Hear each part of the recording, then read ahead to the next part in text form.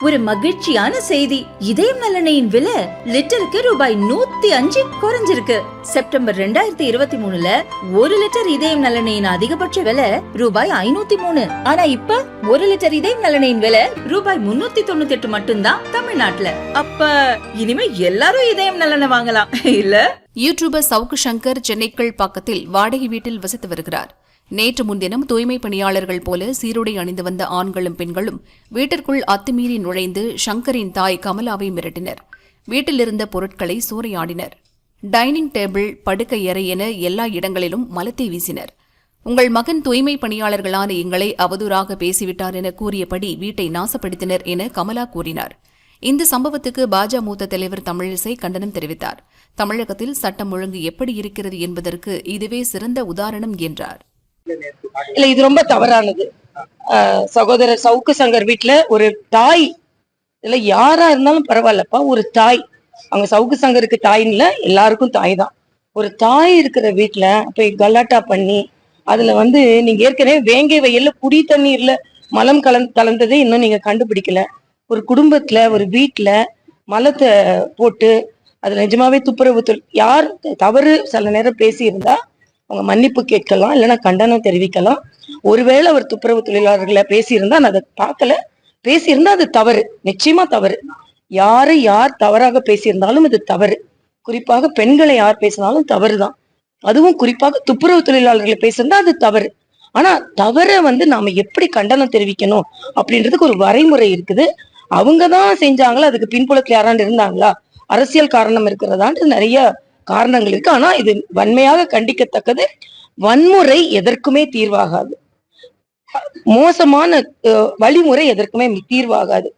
அதுவும் சாக்கடைய மலத்தை எல்லாம் ஒரு குடும்பத்துக்குள்ள போய் ஒரு அம்மா பரிதவித்து அவர் வீட்டுல இல்லாத போது செஞ்சது ரொம்ப தவறு. இது எல்லா தாய்மார்கள் சார்பாகவும் இதுக்கு கண்டனம் தெரிவிக்கணும். நானும் ஒரு பெண் என்ற முறையில கண்டனம் தெரிவிக்கணும். சட்ட ஒழுங்கு சரியில்லைன்னு நீங்க சொல்லியிருந்தீங்க. அது சேகர் பாபு தமிழிசையில பாண்டிச்சேரி இருக்காங்களா, தமிழ்நாட்டுல சட்ட ஒழுங்கு சரியா இருக்குன்னு கேட்டுருக்காங்க.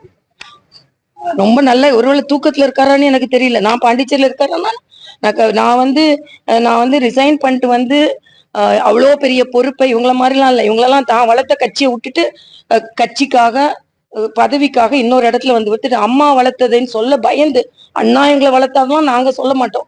நான் பாண்டிச்சேரியில இருந்து இந்த மக்களுக்கு சேவை செய்யணும்னு அவ்வளோ பெரிய பதவியை விட்டுட்டு தென் சென்னையில போட்டி போட்டு இவங்க இவ்வளவு மணி பவர் மசில் பவர்லாம் காமிச்ச பிறகு 2வது இடத்துக்கு இது எல்லாம் தூக்கத்துல இருக்காருன்னா அண்ணன் சேகர் பாபு. அப்புறம் நான் பாண்டிச்சேரியில இருக்கேன்னா தூக்கத்துல இருந்து அவரை எழுப்பி விடுங்க. அப்ப சட்டம் ஒழுங்கு, நான் பாண்டிச்சேரியில இருக்காருன்ற தப்பே அவர் தவறா பேசினாருன்னா அப்ப தமிழ்நாட்டுல சட்டம் ஒழுங்கு இருக்கிறதே அவருக்கு தெரியாம தூக்கத்துல இருக்காருன்னு அர்த்தம். சவுக்கு சங்கர் வீட்டுல நடந்த ஒன்றே சட்டம் ஒழுங்கு சரியா இருக்கா? முதலமைச்சர் சட்டமன்றத்துல சட்டம் ஒழுங்கு சரியா இருக்குன்னு பேசிக்கிட்டே இருக்காரு. அந்த நேரத்துல ஈரோட்ல கொலை நடக்குது, திருநெல்வேலியில கொலை நடக்குது. காங்கிரஸ்காரங்களுக்கு கொஞ்சம் கூட அவங்களுக்கு மரியாதையே இல்லையான்னு எனக்கு தெரியல. சொந்த மாவட்ட தலைவர், திருநெல்வேலி மாவட்ட தலைவர் கொலையுண்டு இத்தனை வருஷம் ஆகுது, இன்னும் கண்டுபிடிக்கல. வேங்கை வயல். அதனால சட்டம் ஒழுங்கை பத்தி அண்ணன் சேகர் பாபு பேசாம இருக்கிறது நல்லது. பேசுனா அவங்க பேசதான் மக்களுக்கு சட்டம் ஒழுங்கை பத்தி ஞாபகத்துக்கு வரும். சட்டம் ஒழுங்கு நல்லா இருக்குப்பா, அதனாலதான் வழிப்பறி நடக்கும், கொலை கொள்ளை நடக்கும், செயினை பிடிச்சி இடுப்பாங்க. ஆனா சட்டம் ஒழுங்கு நல்லா இருக்கு.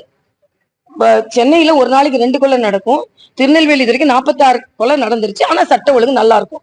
அப்ப சேகர் பாபுக்கும் முதலமைச்சருக்கும் சட்ட ஒழுங்கு நல்லா இருக்கிறதுன்றதுக்காக அளவீடு என்னன்னு எனக்கு தெரியல. இவ்வளவு நடந்தும் சட்ட ஒழுங்கு நல்லா இருந்தா இன்னும் கொலை கொள்ளை அதிகமா இருந்தாதான் சட்ட ஒழுங்கு கேட்டதுன்னு நினைப்பாங்களோ என்னமோ.